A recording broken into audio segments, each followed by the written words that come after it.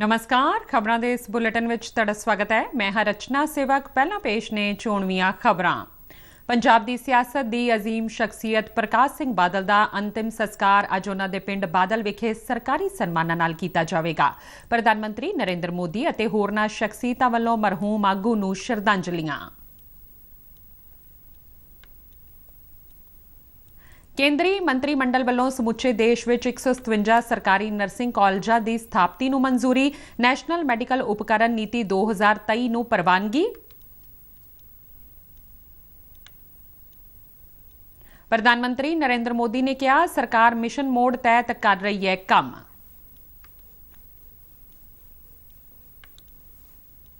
Operation Kaveri तहत हिंसा प्रभावित सूडान तो 360 भारतीय नागरिक वतन परते।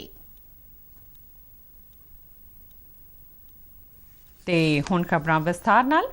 पंजाब दे 5 वार मुख मंत्री रहे अते श्रोमणी अकाली दल दे सरपरस्त प्रकाश सिंह बादल दा अंतिम संस्कार अज उन्हां दे पिंड बादल विखे सरकारी सन्मानां नाल कीता जावेगा। प्रकाश सिंह बादल दा संस्कार अज दोपहर 1 वजे उन्हां वल्लों हत्थी सवारे गए किन्नुआ दे बाग विच कीता जावेगा। इस मौके कई सियासी, धार्मिक अते समाजिक शख्सियतां वल्लों प्रकाश सिंह बादल नूं अंतिम विदायगी दित्ती जावेगी। अंतिम संस्कार दी तैयारी लई पंजाब सरकार वल्लों जिला प्रशासन अते होर सरकारी अमले नूं तैनात किया गया है। बीते दिन प्रकाश सिंह बादल की मृतक देह चंडीगढ़ विखे श्रोमणी अकाली दल के दफ्तर विखे अंतिम दर्शनां लई रखी गई। प्रधानमंत्री नरेंद्र मोदी सने होरनां कई सियासी, धार्मिक अते समाजिक शख्सियतां ने उन्हां नूं श्रद्धांजलि भेंट कीती।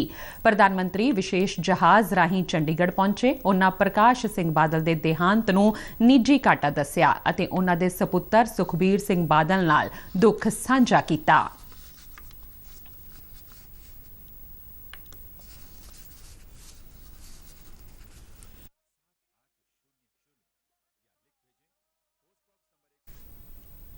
अंतिम दर्शनां मगरों उन्हां दी देह नूं अंतिम यात्रा रूप विच चंडीगढ़ तो पिंड बादल लिजाया गया।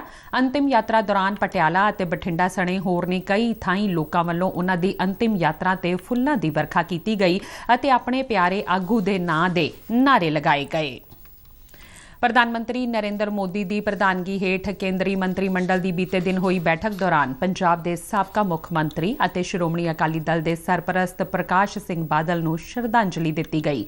केंद्री मंत्री अनुराग सिंह ठाकुर ने मीडिया नूं दस्सिया कि मंगलवार नूं उन्हां दा देहांत हो गया सी अते विछड़ी शख्सियत के सम्मान विच 2 दिना कौमी सोग का ऐलान किया गया है। पंजाब के पूर्व मुख्यमंत्री, 5 बार रहे मुख्यमंत्री श्री प्रकाश सिंह बादल जी को श्रद्धांजलि अर्पित की, शोक प्रस्ताव पारित किया और 2 दिन का राष्ट्रीय शोक घोषित किया है। पंजाब सरकार वालों साबका मुख मंत्री प्रकाश सिंह बादल के देहांत संबंधी सरकारी दफ्तरां, बोर्डां, कॉरपोरेशनां अते विद्यक अदारियां विच 27 अप्रैल नूं छुट्टी का ऐलान किया गया। केंद्र सरकार वालों मरहूम शख्सियत के सन्मान विच 2 दिना कौमी सोग ऐलानिया गया, जिस दौरान सरकारी इमारतां ते कौमी झंडे नूं अद्धा झुकाया गया। बिहार सरकार वालों भी 2 दिना राजसी सोग का ऐलान किया गया है। ऑल इंडिया अतवाद विरोधी फ्रंट के चेयरमैन मनिंदरजीत सिंह बिट्टा ने साबका मुख्यमंत्री प्रकाश सिंह बादल के देहांत ते दुख जताया। पठानकोट के पिंड शादीपुर पहुंचे बिट्टा ने प्रकाश सिंह बादल नूं शांति अते आपसी भाईचारे का प्रतीक दस्सिया। बिट्टा ने कहा कि उन्हां दे देहांत नाल एक युग का अंत हो गया अते सियासत विच ना पूरा होने वाला घाटा पिया है। केंद्रीय मंत्रिमंडल ने समुचे देश विच 1570 करोड़ रुपए की लागत नाल 157 नवे सरकारी नर्सिंग कॉलेजां की स्थापति नूं मंजूरी दी है।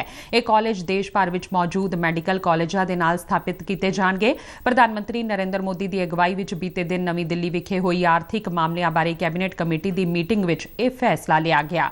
मंत्रिमंडल के फैसले बारे मीडिया नूं जानकारी दिंदिआं केंद्रीय सेहत मंत्री मनसुख मांडविया ने कहा कि हरेक कॉलेज की स्थापति लई 10 करोड़ रुपए मुहैया करवाए जाणगे। उन्होंने कहा कि आलमी पद्धर ते BSc नर्सिंग की मंग वधी है अते ये नवे कॉलेज इस मंग की पूर्ति विच सहाई होणगे। उन्होंने दस्सिया कि अगले 24 महीनों विच इन्हां नर्सिंग कॉलेजां की स्थापति की जावेगी।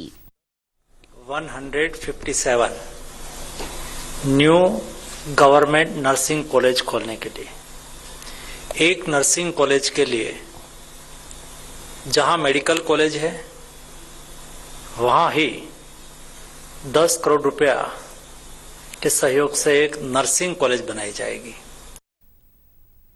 इस दौरान कैबिनेट ने नैशनल मैਡੀਕਲ ਉਪਕਰਨ ਨੀਤੀ 2023 ਨੂੰ ਵੀ ਪ੍ਰਵਾਨਗੀ ਦਿੱਤੀ। ਭਾਰਤ ਦਾ ਮੈਡੀਕਲ ਉਪਕਰਨ ਸੈਕਟਰ ਪਿਛਲੇ ਸਮੇਂ ਤੋਂ ਤੇਜ਼ ਰਫ਼ਤਾਰ ਨਾਲ ਤਰੱਕੀ ਕਰ ਰਿਹਾ ਹੈ। ਇੱਕ ਅੰਦਾਜ਼ੇ ਮੁਤਾਬਕ ਸਾਲ 2020 ਵਿੱਚ ਇਸ ਬਾਜ਼ਾਰ ਦਾ ਮੁੱਲ 90,000 ਕਰੋੜ ਰੁਪਏ ਤੋਂ ਵੱਧ ਸੀ ਅਤੇ ਆਲਮੀ ਪੱਧਰ ਤੇ ਇਸ ਦੀ ਹਿੱਸੇਦਾਰੀ 1.5% ਸੀ। ਮੰਤਰੀ ਮੰਡਲ ਵੱਲੋਂ ਮਨਜ਼ੂਰ ਕੀਤੀ ਗਈ ਨੀਤੀ ਨਾਲ ਮੈਡੀਕਲ ਉਪਕਰਨ ਸੈਕਟਰ ਦੇ ਹੋਰ ਉੱਭਰਨ ਦੀ ਸੰਭਾਵਨਾ ਵੱਧ ਗਈ ਹੈ ਅਤੇ ਅਗਲੇ 5 ਸਾਲਾਂ ਵਿੱਚ ਇਸ ਦੇ $11 ਬਿਲੀਅਨ ਤੋਂ $50 ਬਿਲੀਅਨ ਤੱਕ ਪਹੁੰਚਣ ਦਾ ਅੰਦਾਜ਼ਾ ਹੈ। ਡਾਕਟਰ ਮਾਂਡਵੀਆ ਨੇ ਦੱਸਿਆ ਕਿ ਇਹ ਨੀਤੀ ਮੈਡੀਕਲ ਉਪਕਰਨ ਖੇਤਰ ਦੀ ਤਰੱਕੀ ਵਿੱਚ ਸਹਾਈ ਹੋਵੇਗੀ ਅਤੇ ਲੋਕਾਂ ਲਈ ਕਿਫਾਇਤੀ, ਗੁਣਵੱਤਾ ਭਰਪੂਰ ਅਤੇ ਨਵੀਨ ਉਪਕਰਨ ਉਪਲਬਧ ਕਰਵਾਏਗੀ। ਉਨ੍ਹਾਂ ਕਿਹਾ ਕਿ ਇਸ ਨੀਤੀ ਵਿੱਚ ਨਵੀਨਤਾ ਤੇ ਧਿਆਨ ਕੇਂਦਰਿਤ ਕਰਕੇ ਨਿਰਮਾਣ ਖੇਤਰ ਲਈ ਇੱਕ ਖਾਸ ਇਕੋਸਿਸਟਮ ਤਿਆਰ ਕੀਤਾ ਜਾਣਾ ਹੈ।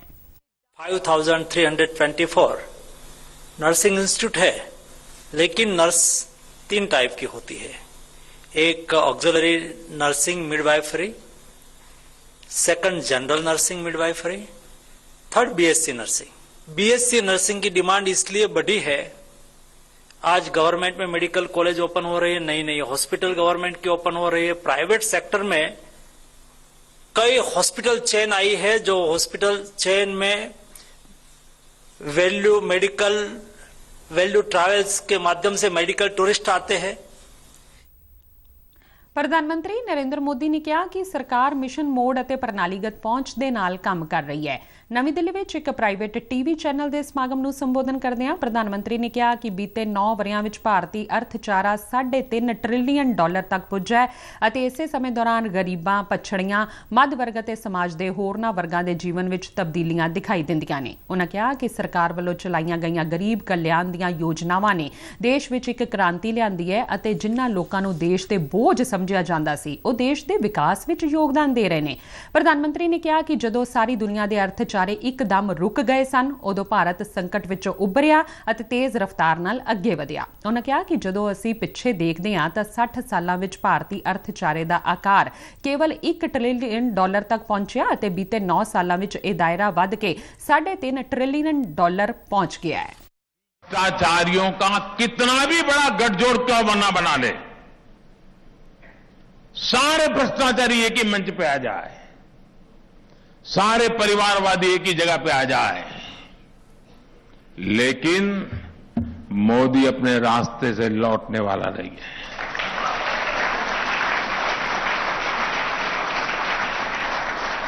भ्रष्टाचार और परिवारवाद के खिलाफ मेरी लड़ाई जारी रहेगी दोस्तों। ਪ੍ਰਧਾਨ ਮੰਤਰੀ ਨਰਿੰਦਰ ਮੋਦੀ ਨੇ ਦਾਂਤੇਵਾੜਾ ਵਿੱਚ ਹੋਏ ਨਕਸਲੀ ਹਮਲੇ ਦੀ ਕਰੜੀ ਨਿੰਦਾ ਕੀਤੀ ਹੈ। ਇੱਕ ਟਵੀਟ ਵਿੱਚ ਉਨ੍ਹਾਂ ਜਾਨਾਂ ਗਵਾਉਣ ਵਾਲੇ ਬਹਾਦਰ ਜਵਾਨਾਂ ਨੂੰ ਸ਼ਰਧਾਂਜਲੀ ਦਿੱਤੀ ਅਤੇ ਕਿਹਾ ਕਿ ਉਨ੍ਹਾਂ ਦੀ ਸ਼ਹਾਦਤ ਹਮੇਸ਼ਾ ਯਾਦ ਰੱਖੀ ਜਾਵੇਗੀ। ਪ੍ਰਧਾਨ ਮੰਤਰੀ ਮੋਦੀ ਨੇ ਸ਼ਹੀਦ ਜਵਾਨਾਂ ਦੇ ਪਰਿਵਾਰਾਂ ਨਾਲ ਵੀ ਸੰਵੇਦਨਾ ਪ੍ਰਗਟ ਕੀਤੀ। ਬੀਤੇ ਦਿਨ ਛੱਤੀਸਗੜ੍ਹ ਦੇ ਦਾਂਤੇਵਾੜਾ ਵਿੱਚ ਹੋਏ ਨਕਸਲੀ ਹਮਲੇ ਦੌਰਾਨ ਜ਼ਿਲ੍ਹਾ ਰਿਜ਼ਰਵ ਗਾਰਡ ਦੇ 11 ਜਵਾਨ ਸ਼ਹੀਦ ਹੋ ਗਏ ਸਨ। ਡੀਆਰਜੀ ਦੇ ਇਹ ਜਵਾਨ ਦਾਂਤੇਵਾੜਾ ਵਿੱਚ ਤਲਾਸ਼ੀ ਅਭਿਆਨ ਲਈ ਜਾ ਰਹੇ ਸਨ। ਨਕਸਲੀਆਂ ਵੱਲੋਂ ਅਰਨਪੁਰ ਮਾਰਗ ਤੇ ਇਸ ਹਮਲੇ ਨੂੰ ਅੰਜਾਮ ਦਿੱਤਾ ਗਿਆ।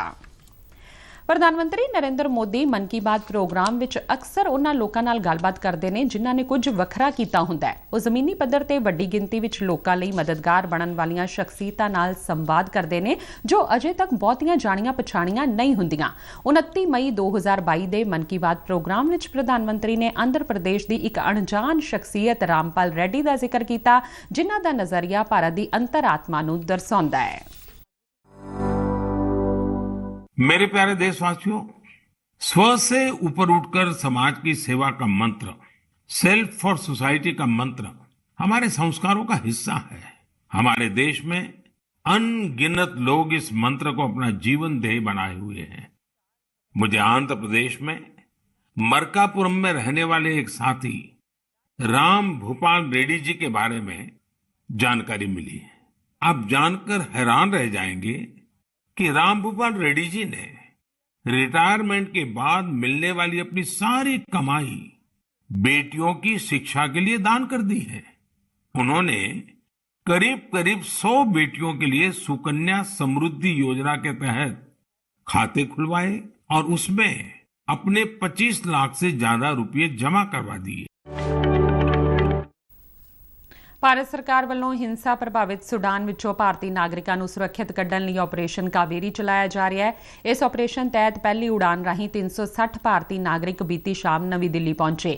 ਵਿਦੇਸ਼ ਮੰਤਰਾਲੇ ਮੁਤਾਬਕ ਭਾਰਤ ਸਰਕਾਰ ਸੁਡਾਨ ਵਿੱਚੋਂ ਹਰੇਕ ਭਾਰਤੀ ਨੂੰ ਸੁਰੱਖਿਅਤ ਕੱਢਣ ਲਈ ਹਰ ਸੰਭਵ ਯਤਨ ਕਰ ਰਹੀ ਹੈ। ਭਾਰਤ ਸਰਕਾਰ ਵੱਲੋਂ ਆਪਰੇਸ਼ਨ ਕਾਵੇਰੀ ਤਹਿਤ ਫੌਜੀ ਹਵਾਈ ਜਹਾਜ਼ਾਂ ਅਤੇ ਜੰਗੀ ਬੇੜਿਆਂ ਨੂੰ ਤੈਨਾਤ ਕੀਤਾ ਗਿਆ ਹੈ। ਇਸੇ ਦੌਰਾਨ ਭਾਰਤ ਵਿੱਚ ਫਰਾਂਸੀਸੀ ਦੂਤਘਰ ਨੇ ਜਾਣਕਾਰੀ ਦਿੱਤੀ ਹੈ ਕਿ ਉਨ੍ਹਾਂ ਵੱਲੋਂ 27 ਭਾਰਤੀ ਨਾਗਰਿਕਾਂ ਨੂੰ ਹਿੰਸਾ ਪ੍ਰਭਾਵਿਤ ਸੁਡਾਨ ਵਿੱਚੋਂ ਸੁਰੱਖਿਅਤ ਕੱਢਿਆ ਗਿਆ ਹੈ। ਸੁਡਾਨ ਵਿੱਚ ਫੌਜ ਅਤੇ ਪੈਰਾਮਿਲਟਰੀ ਸਮੂਹਾਂ ਵਿਚਾਲੇ ਆਪਸੀ ਲੜਾਈ ਨਾਲ ਹਾਲਾਤ ਗੰਭੀਰ ਬਣ ਗਏ ਨੇ ਅਤੇ ਸੁਡਾਨ ਦੀ ਰਾਜਧਾਨੀ ਖਾਰਤੂਮ ਦੇ ਨੇੜਲੇ ਖੇਤਰਾਂ ਵਿੱਚ ਸਥਿਤੀ ਗੰਭੀਰ ਬਣੀ ਹੋਈ ਹੈ। ਤੇ ਇਸ ਦੇ ਨਾਲ ਹੀ ਖਬਰਾਂ ਦਾ ਇਹ ਬੁਲੇਟਿਨ ਖਤਮ ਹੁੰਦਾ ਹੈ। ਇਜਾਜ਼ਤ ਦਿਓ, ਨਮਸਕਾਰ।